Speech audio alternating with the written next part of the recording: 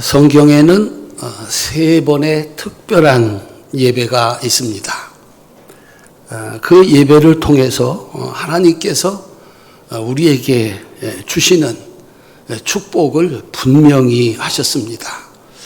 이 세 가지 예배를 통해서 하나님의 소원, 우리를 향하신 하나님의 소원이 무엇인가라고 하는 것을 보여주셨습니다. 오늘 그 예배를 함께 보면서 우리들도 온전한 예배로 하나님의 소원인 은혜와 축복을 우리 모두가 함께 받을 수 있기를 주님의 이름으로 축원합니다. 제사, 예배라고 불리울 수 있는 첫 번째 예배는 믿음으로 하나님께 제사 드렸던 아벨의 예배입니다. 아벨이 믿음으로 하나님께 예배드렸습니다. 온전한 예배. 그 온전한 예배를 드렸을 때 그에게 하나님이 내려주신 축복은 뭐였을까? 히브리서 11장 4절입니다. 우리 함께 읽겠습니다. 믿음으로 아벨은 가인보다 더 나은 제사를 하나님께 드림으로 의로운 자라 하시는 증거를 얻었으니 하나님이 그 예물에 대하여 증언하심이라. 그가 죽었으나 그 믿음으로써 지금도 말하느니라. 아멘. 영원한 생명이신 하나님께 예배드리는 자에게 하나님께서 첫 번째 주시는 축복은 하나님 안에 있는 영원한 생명입니다. 이거는 다른 사람은 줄 수 없습니다.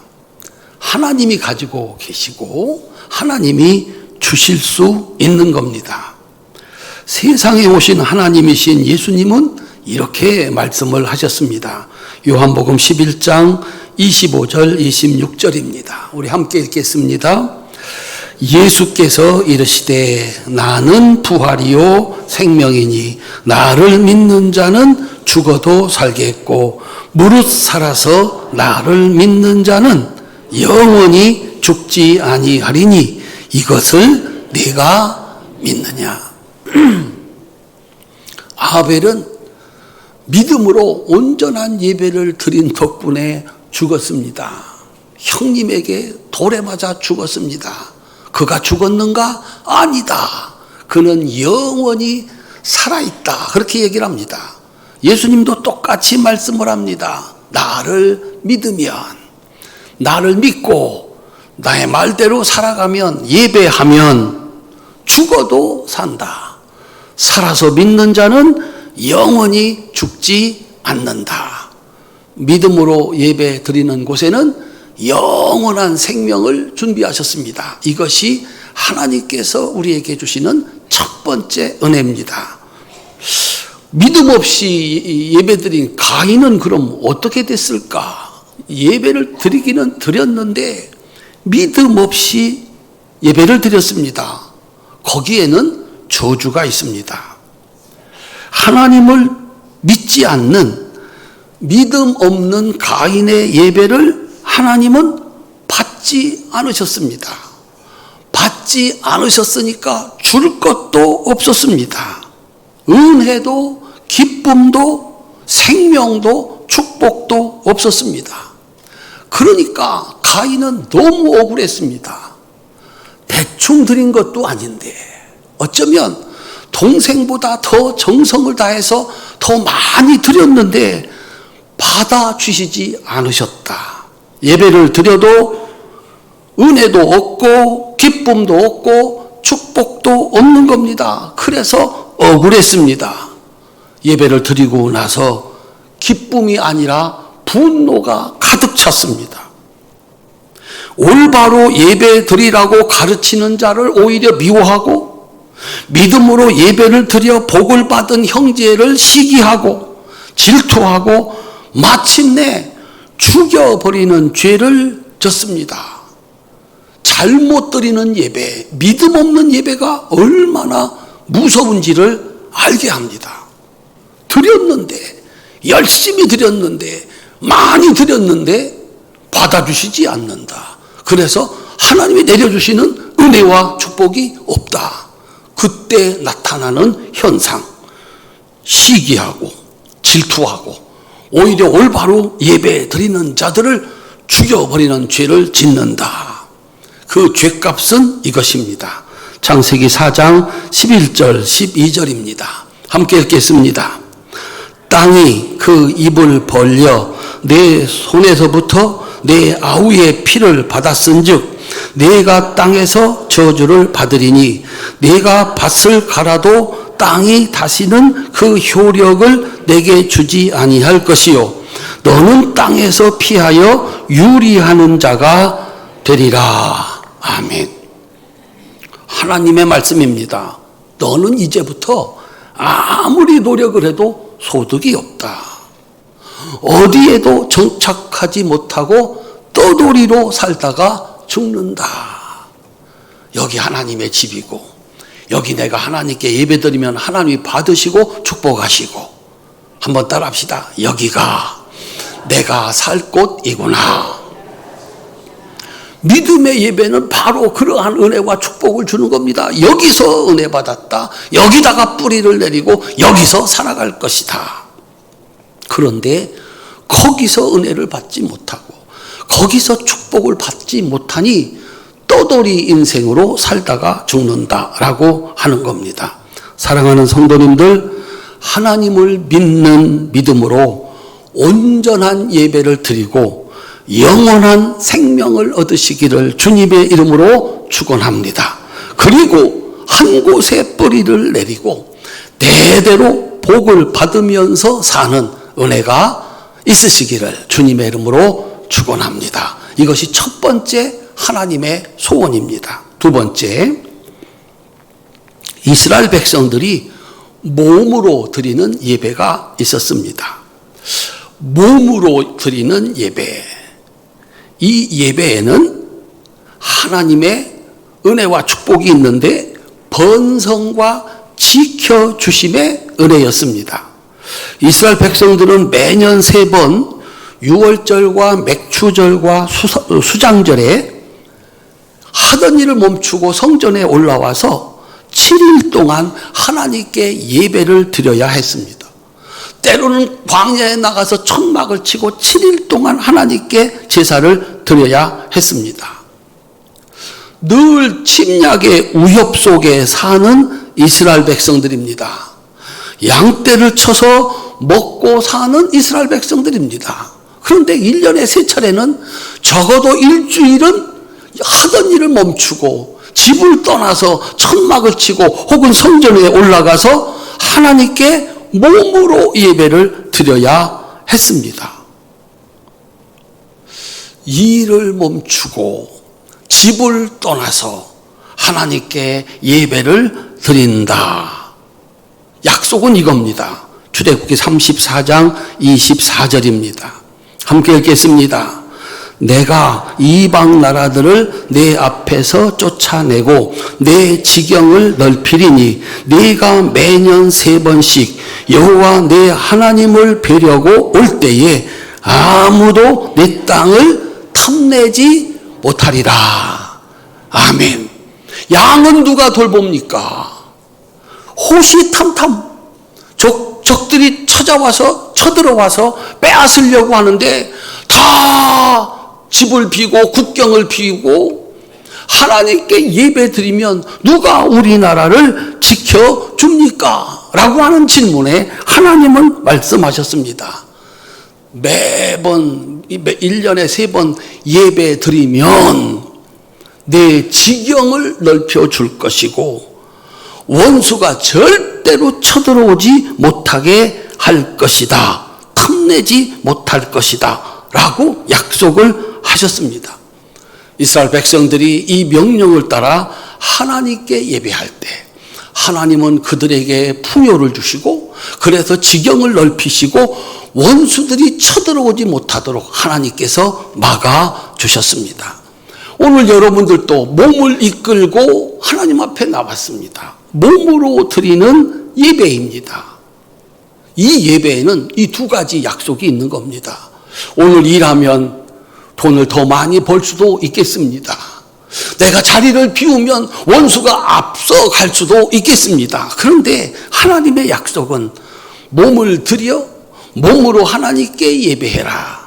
지경을 넓힐 것이며 원수를 막아줄 것이다.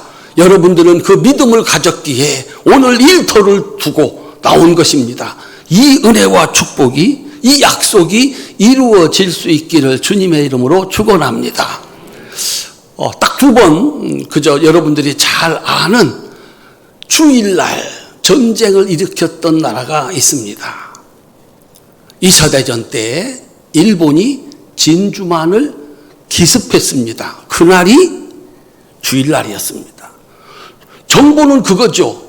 야, 미국 사람들 주일 지키는 사람들이다. 휴가 가고 그날은 예배 드리는 날이다. 누구도 전쟁 준비하지 않는다. 그걸 모르는 사람이 어디에 있겠습니까? 그래서 진주만을 기습을 했습니다. 이겼습니까? 졌습니까? 역사를 공부하시기를 바랍니다. 이겼습니까? 졌습니까? 무참하게 진주만이 쑥대밭이 됐습니다. 그냥 그걸로 끝나는 것 같았습니다. 그런데 그 전쟁으로, 그 진주만 습격으로 일본이 그 전쟁에서 지게 됐다라고 하는 것이 그저 역사입니다. 1950년 6월 25일 북한이 우리나라를 쳐들어왔습니다. 몇 월이었습니까? 주일 새벽이었습니다. 이겼습니까? 졌습니까? 한번 따라 하시죠. 질 뻔했다가 이겼습니다. 이거 뭐 기습을 하는데 전략이라는 것은 이길 수 있다. 전쟁이라는 것은 이길 수 있다라고 하는 확신이 설 때 벌리는 겁니다. 낙동강까지 다 졌다 싶었는데 결코 지지 않고 신비한 역사로 우리나라는 살아남았고 그 이전보다 더 부강한 나라가 됐습니다. 오늘 우리가 일터를 놔두고 이 성전에와 함께 예배드리는 의미, 가치 여기 있습니다. 누구든지 몸으로 하나님 앞에 나와 예배할 때 너의 지경을 넓게 할 것이며 원수로부터 너를 지켜줄 것이다. 하나님의 소원입니다. 몸으로 드리는 예배를 통해서 이 복을 받으시기를 바랍니다. 몸으로 드리는 예배가 사라지면 어떤 일이 벌어질까? 오늘 본문 속에 있습니다. 히브리서 10장 24절로 25절입니다. 함께 읽겠습니다. 서로 돌아보아 사랑과 선행을 격려하며 모이기를 피하는 어떤 사람들의 습관과 같이 하지 말고 오직 권하여 그날이 가까움을 볼수록 더욱 그리하자. 아멘.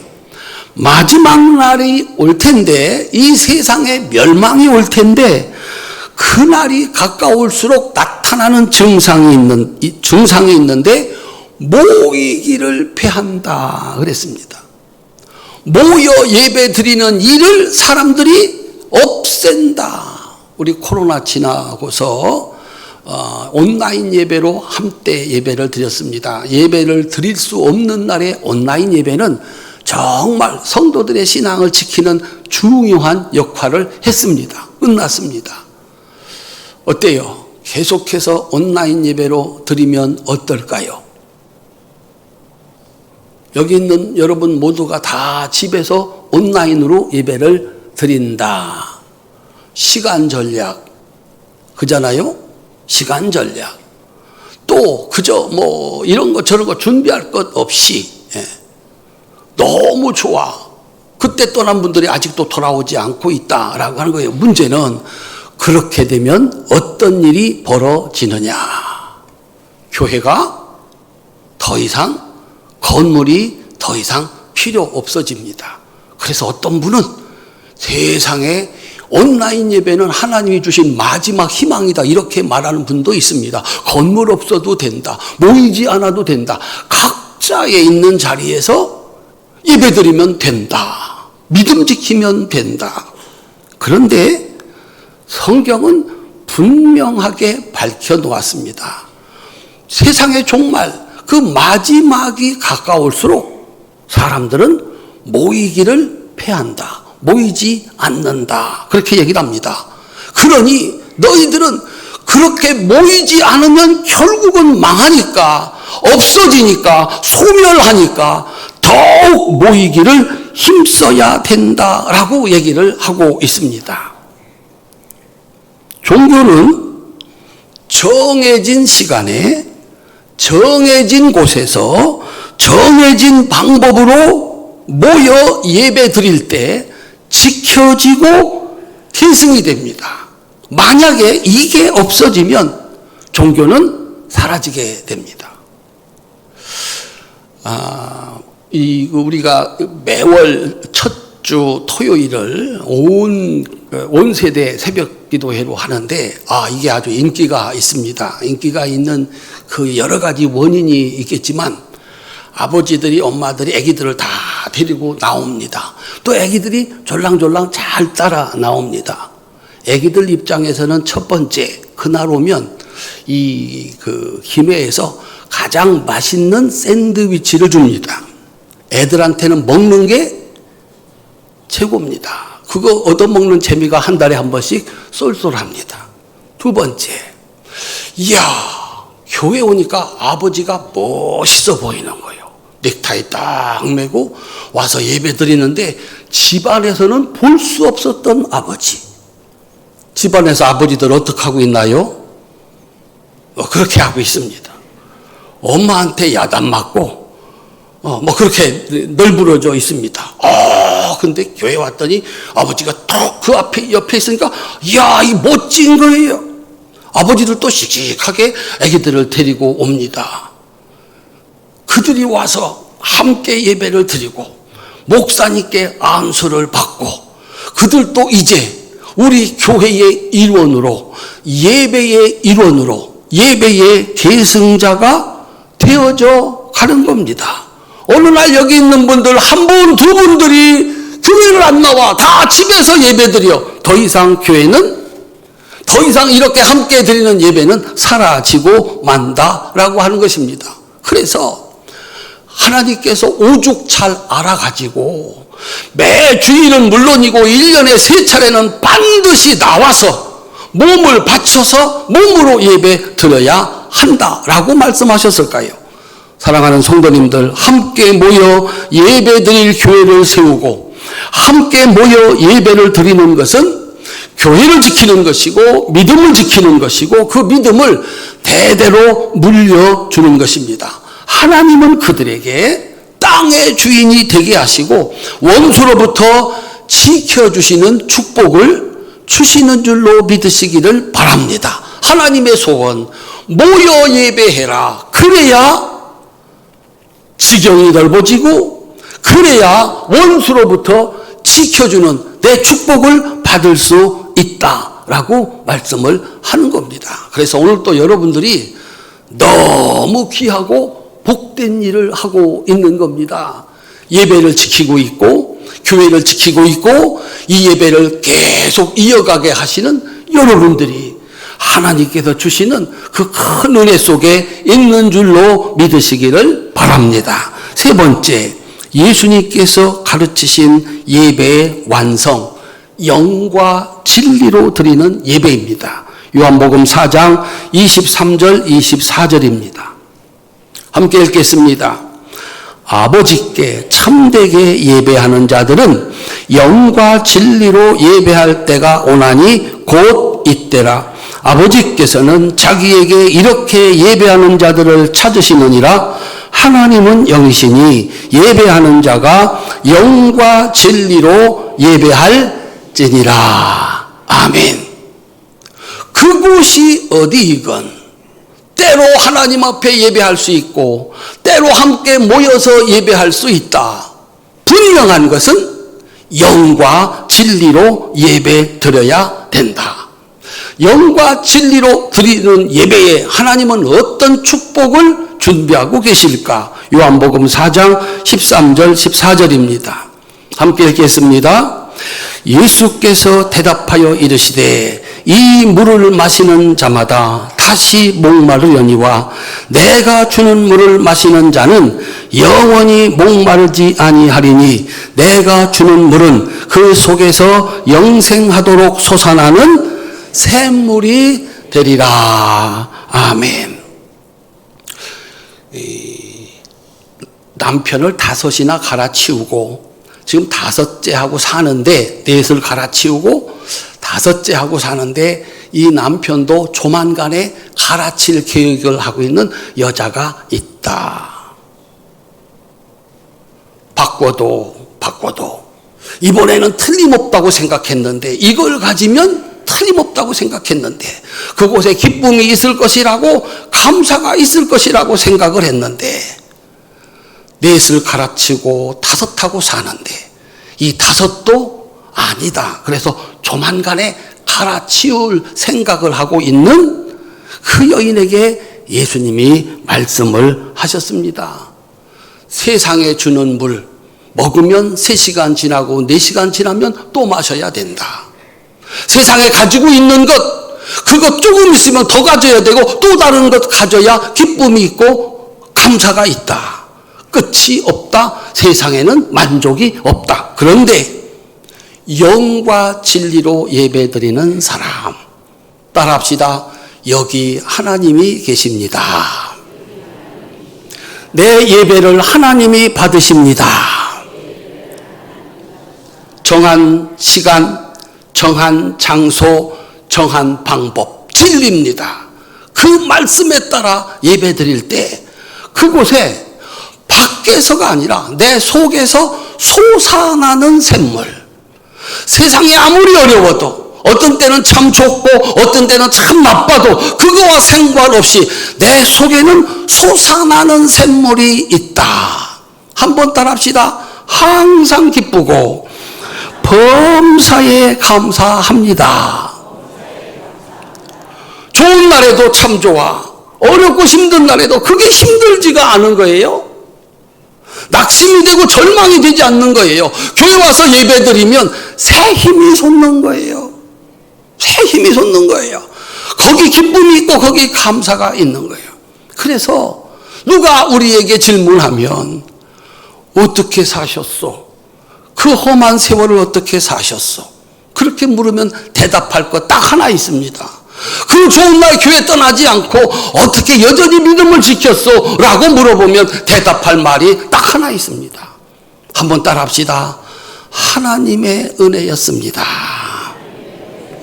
어떻게 삽니까? 다 잊어버렸는데, 다 뺏겼는데, 그렇게 소중하다고 생각했던 것들을 다 잊어버렸는데, 바라던 것들이 하나도 되지 않는데 어떻게 기뻐하며 감사하며 살겠습니까? 그런데 성전에 나와 영과 진리로 예배 드릴 때 하나님은 그 속에서 샘물, 퐁퐁 솟아오르는 샘물 주셔서 기쁨과 감사함으로 살아가게 하시는 줄로 믿으시기를 주님의 이름으로 축원합니다. 여러분에게 물어봐도, 저에게 물어봐도 대답은 그겁니다. 내가 떨어지지 않는 발걸음 옮겨 성전에 와 하나님께 엎드려 예배하고 기도했더니 살 힘 주셨습니다. 새 힘 주셨습니다. 견디게 하셨습니다. 마침내 지경을 넓히시고 원수를 무찔러 주셨습니다. 우리 성도님들, 이 성전 예배가 영과 진리로 드리는 예배가 되어서 밖에서 오는 축복이 아니라 이 속에서 솟아나는 축복으로 어떤 시련과 환난도 이기고 기뻐하며 감사하며 살 수 있기를 주님의 이름으로 축원합니다. 결론입니다. 온전한 예배로 도대체 하나님은 우리에게 무엇을 주시려고 하는 것인가? 하나님의 소원이 있습니다. 한번 따라합시다. 하나님의 소원. 사람의 소원은 내가 잘 되는 겁니다. 그런데 하나님의 소원은 하나님이 만드신 이 세상, 그리고 하나님이 창조하신 이 세상의 모든 사람들이 하나님의 자녀가 되어서 이렇게 주일날 예배드리고 하나님이 주시는 복을 받고 영생을 얻는 것이 하나님의 소원입니다. 문제는 이렇게 하나님께 나와 예배를 드려야 되는데 그 예배를 드릴 수 있는 자격이 오직 아브라함의 후손들에게만 주어졌었습니다. 아브라함의 후손들만 하나님을 아버지라고 부를 수 있고 그 하나님께 예배를 드릴 수가 있었던 겁니다. 이방인들은 어림도 없습니다. 예수님이 오죽했으면 수로보니게 여인이 저한테도 우리 딸에게도 떡 한 덩어리 부스러기라도 좋으니까 좀 주세요 할 때 나는 하나님께 부름받은 하나님의 자녀들 외에 떡 주지 않는다 할 정도로 모든 은혜와 축복은 아브라함 후손들에게만 있었습니다. 그래서 하나님께서 세상 모든 사람들이 하나님의 자녀로 하나님께 복을 받고 영생을 얻는 이 축복을 받게 하기 위해서 예수님을 세상에 보내신 겁니다. 그래서 그 예수님이 십자가에서 죽으심으로 세상 모든 사람들이 하나님께 예배 드릴 길을 열어준 겁니다. 저나 여러분이나 하나님께 예배 드릴 자격이 아예 없는 사람들. 여기는 그 하나님께 예배 드릴 수 있는 그 자격을 가진 사람들이 아예 하나도 없는 거예요. 그런데 오늘 우리가 이곳에 나와 하나님께 예배 드릴 수 있는 것은 예수님께서 십자가에서 못 박혀 돌아가심으로 하나님의 자녀가 되게 하고 그 하나님께 예배 드릴 길을 열어주셨기 때문입니다. 예수님이 오신 목적, 사람을 고치기도 하고 먹을 것을 주시기도 하고 가르치시기도 하셨습니다. 그 핵심 마지막 최고의 목적이 뭐였을까? 예수님이 십자가에서 돌아가실 때, 못 박혀 돌아가실 때 맨 먼저 나타난, 첫 번째로 나타난 기적이 무엇인지 혹시 기억하고 계십니까? 예수님 죽으시면서 첫 번째로 나타난 기적, 그것이 가장 중요하고 그것 때문에 예수님은 십자가에서 돌아가셨다고 봐야 됩니다. 그 첫 번째가 예루살렘 성전의 성소의 휘장이 위로부터 찢어져 하나가 둘로 나누어져 버린 겁니다. 마가복음 15장 37절부터 38절입니다. 함께 읽겠습니다. 예수께서 큰 소리를 지르시고 숨지시니라. 이에 성소 휘장이 위로부터 아래까지 찢어져 둘이 되니라. 아멘. 이겁니다. 예수님 오셔서 참 많은 일을 하셨는데 예수님 십자가에서 돌아가시는 것이 그의 사명이었고 그것을 통해서 이루고자 하시는 일이 바로 이것이었습니다. 히브리서 기자는 오늘 본문에서 그 의미를 차례차례 설명을 하고 있습니다. 19절부터 20절입니다. 함께 읽겠습니다. 형제들아, 우리가 예수의 피를 힘입어 성소에 들어갈 담력을 얻었나니 그 길은 우리를 위하여 휘장 가운데로 열어놓으신 새로운 살 길이요 휘장은 곧 그의 육체니라. 아멘. 예수님 돌아가실 때 하나님과 그의 백성들을 가로막았던 휘장, 지성소, 하나님이 계신 곳입니다. 언약궤가 있어요. 그 다음이 성소, 그 다음이 뜰입니다. 지성소는 대제사장이 1년에 딱 한 번 대속죄일에만 들어갑니다. 들어가기 전에 거기 자기가 지은 모든 죄를 다 씻는 의식, 소를 잡아서 저 잘못했습니다. 제게 있는 모든 죄 저 소에게 덮어 씌우고 그 소를 잡아들임으로 죄가 없는 자가 되어야 들어갑니다. 만약에 일반인이 들어가 보았다, 바로 죽습니다. 제사장이라도 죄가 있으면 바로 죽습니다. 그래서 제사장은 그곳에 들어가서 얼른 기도하고 바로 나와야 됩니다. 거기서 만약에 잘못해서 죄가 되면 죽습니다. 왜냐하면 하나님은 의이십니다. 죄를 심판하시는 분입니다. 그 하나님과 직접 만나면 누구든지 죄를 지면 죽습니다. 그런데 예수님 돌아가실 때 지성소와 성소를 가로막고 있던 그 휘장이 갈라져 둘로 나뉘어 지성소가 밖으로 백성들 앞으로 걸어 나왔다라고 하는 겁니다. 그래서 새로운 살 길을 열었다라고 하는 겁니다. 예수님의 몸이 휘장이었다. 그분이 죽으실 때 그 휘장이 없어졌다. 그리고 그 예수께서 흘리신 십자가의 피는 우리의 죄를 깨끗하게 씻어 하나님께 나아갈 수 있는 자격을 얻게 하셨다. 그날부터 우리들은 대제사장만 들어갈 수 있었던 그 지성소에 들어가 하나님을 직접 만날 수 있는 길이 열렸다라고 얘기를 합니다. 우리 사랑하는 성도님들, 우리가 어떻게 이 거룩하신 하나님 앞에 나와 예배 드릴 수 있는가? 예수님께서 열어주신 새로운 길, 그분이 휘장을 없앴고 우리 죄를 씻어 하나님 백성 되게 하셨고, 그래서 오늘 우리로 예배 자리로 나오게 하신 줄로 믿으시기를 주님의 이름으로 축원합니다. 그래서 그 성전에 들어가 봤습니다. 21절 22절입니다. 함께 읽겠습니다. 하나님의 집 다스리는 큰 제사장이 계심에 우리가 마음의 뿌림을 받아 악한 양심으로부터 벗어나고 몸은 맑은 물로 씻음을 받았으니 참마음과 온전한 믿음으로 하나님께 나가자. 한번 주먹 져 보시겠습니까? 하나님께 나가자. 제가 한 번 하면 여러분들은 3번 하셔야 됩니다. 하나님께 나가자 그러면 나가자. 주먹 쥐고 할 수 있는 가장 그 귀한 일, 이 주먹 쥐고 할 수 있는 일은 쌈박질밖에 없어요.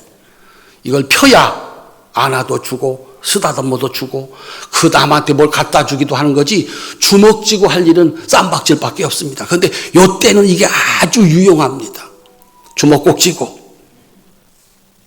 참 마음과 온전한 믿음으로 하나님께 나가자. 요때만 써요. 요때만. 물러가라 이거 안 돼.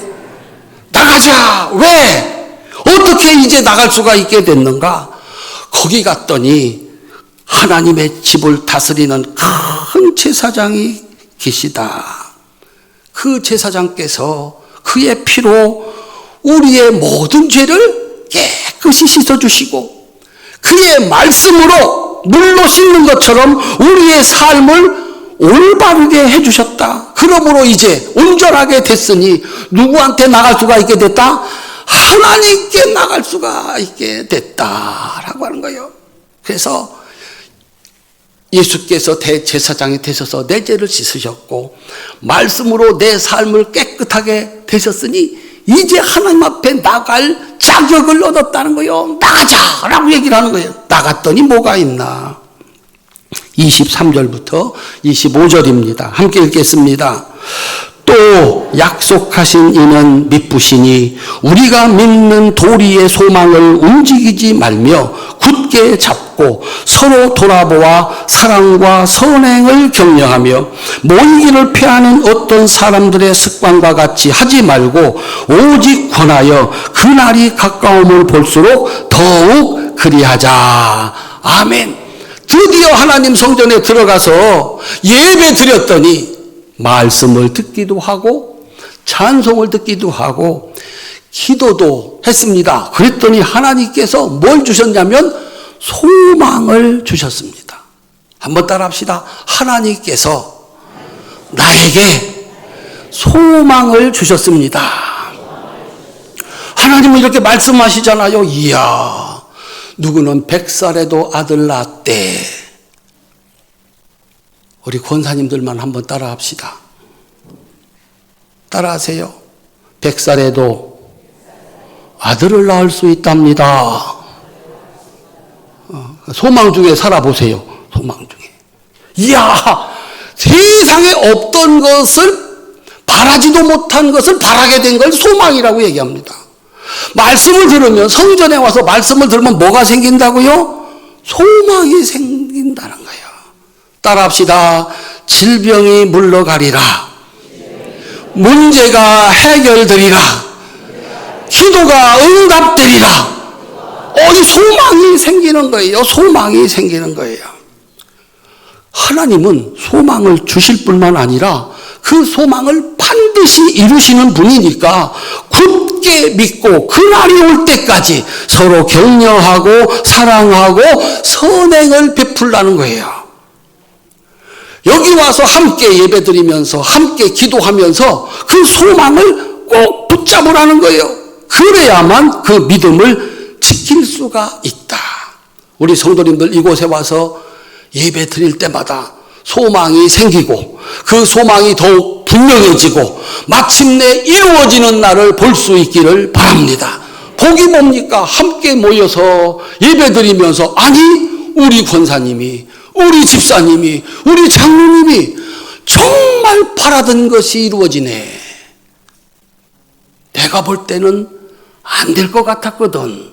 근데 저 소망이 이루어지네. 여기다 손 얹고 내 소망도 이루어지겠네. 아멘. 함께 모여 그날이 올 때까지 서로 격려하고 사랑하고 선행을 베풀면서 기다리라는 거예요. 모이지 않으면 은혜 받고 가버리면 이게 진짜 되나? 사라지고 맙니다. 또 나오고 또 나오고.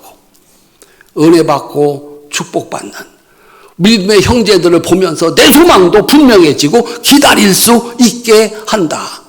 그러면서 분명하게 간곡하게 당부합니다. 자주 모여라. 더욱 열심히 모여라. 왜냐하면 무엇이든지 없어지는 마지막 징조는 모이기를 패하는 것이기 때문이다. 그래요. 마지막 때가 되면 저 사람의 인생의 마지막, 저 집의 인생의 마지막, 저 기업의, 저 교회의, 저 국가의 종말, 뭘 보면 알 수 있나? 사람들이 모이지 않는다라고 하는 겁니다. 그러면 거기 종말이 온 것이다. 그러니 더 열심히, 더 많이 모여서 격려하고 사랑하고 선행을 베풀어라 라고 얘기를 하는 겁니다. 지난 9일 날 행정안전부 주민등록 인구 통계가 나왔습니다. 이 통계에서 전국에서 혼자 사는 1인 가구 수가 1002만 1412가구라고 집계가 됐습니다. 처음으로 전국에서 혼자 사시는 분들 1000만 명이 넘었다라고 하는 겁니다. 우리나라 전체 가구 수가 2400만 2008가구랍니다. 그러니까 41.8%, 5가구 중에 2가구는 홀로 살고 있다. 1인 가구다라고 하는 겁니다. 이건 우리나라만 아닙니다. 1인 가구가 급증을 합니다. 미국도, 유럽도, 중국도, 일본도 대부분의 나라에서 일어나는 현상입니다. 왜 혼자 살려고 하는 것일까? 왜 혼자 살려고 할까요? 혼자 사는 것이 유익하다고 생각하기 때문입니다. 그러면 그동안에는 왜 함께 모여 살았을까요? 그때는 함께 모여 사는 것이 유익하다고 생각했기 때문입니다. 그때는 함께 모여 살아야 살 수 있다. 지금은 나 혼자서도 얼마든지 살 수 있다라고 하는 시대가 온 겁니다.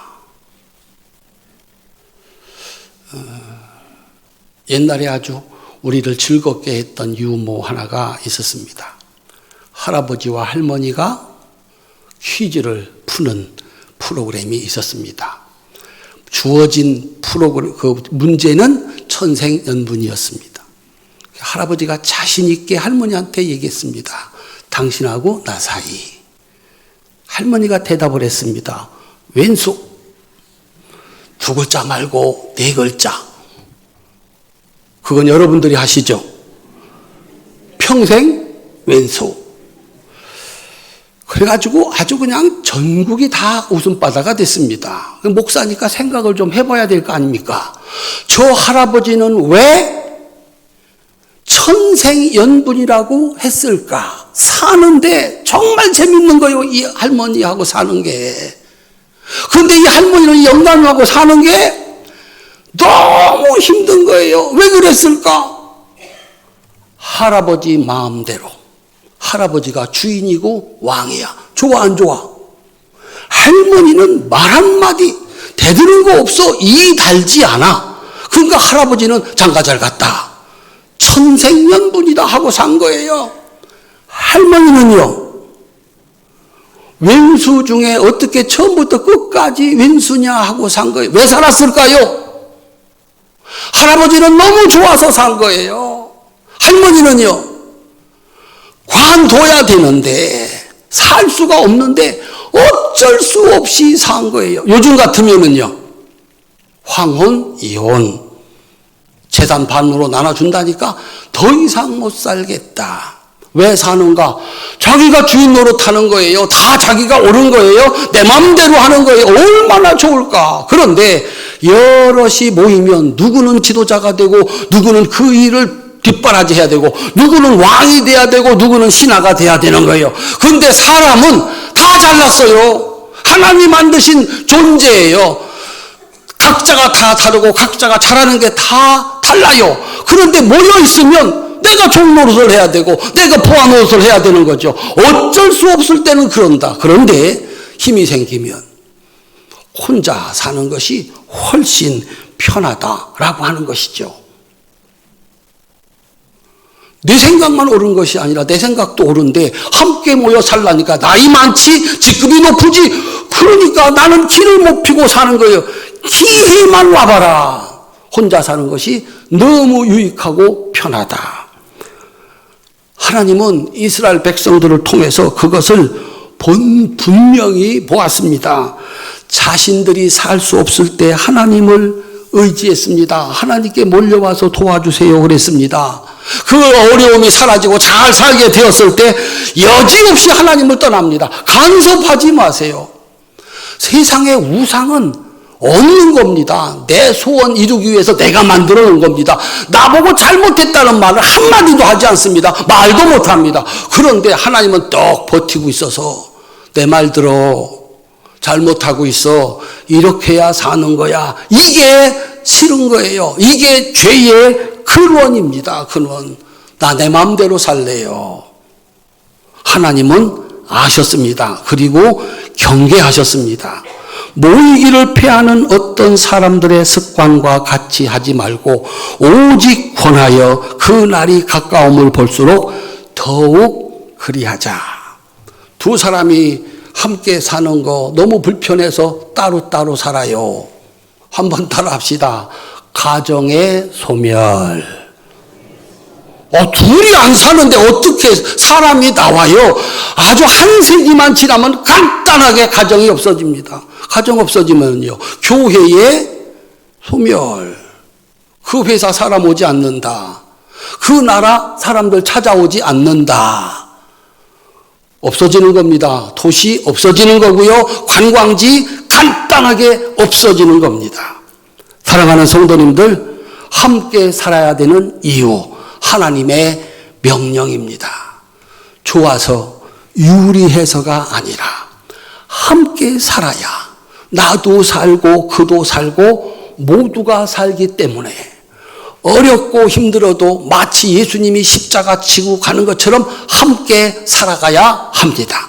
그곳에 하나님께서는 지경을 넓혀주시는 은혜와 원수의 공격을 막아주시는 축복이 있는 줄로 믿으시기를 주님의 이름으로 축원합니다. 함께 사셔야 됩니다. 내가 가지고 있는 고난이 참 많지만 다 쓰지 않고 때로는 어렵고 힘들지만 그걸 잘 견뎌 나가면서 둘이 살아야 가정이 되고 교회 와서 함께 모여 예배 드려야 교회가 지켜지는 겁니다. 함께 모여 하나님께 예배 드리지 않는 것은 하나님을 믿지 않는 죄입니다. 자신의 욕망을 위해서 신이 아닌 우상에게 제사를 드리는 것은 악한 일입니다. 예배를 잘못 드리면 축복 대신 저주를 받습니다. 성전에 모여 예배 드리는 일은 의로운 일입니다. 하나님은 믿음으로 드리는 예배에 영원한 생명을 주시고 함께 모여 몸으로 예배드리는 그곳에 번성하게 하시고 지켜주시는 은혜가 있게 하시고 영과 진리로 드리는 예배에 어떠한 상황에서도 기쁨과 감사가 넘치는 축복을 주시는 줄로 믿으시기를 바랍니다. 하나님은 아브라함의 자손들만 하나님께 나와 예배 드릴 수 있는 이 자격을 예수님의 십자가로 세상 모든 사람들에게 주셨습니다. 온전한 믿음으로 드리는 아벨의 예배, 몸으로 모여 예배 드리는 이스라엘의 예배, 그리고 영과 진리로 드리는 예수님이 가르쳐 주신 예배. 이 예배를 통해서 하나님은 은혜를 받고 축복을 받고 영생을 얻기를 소원하셨습니다. 이 은혜와 축복이 우리 교회에, 여러분 가정의 기업에 넘치시기를 주님의 이름으로 축원합니다.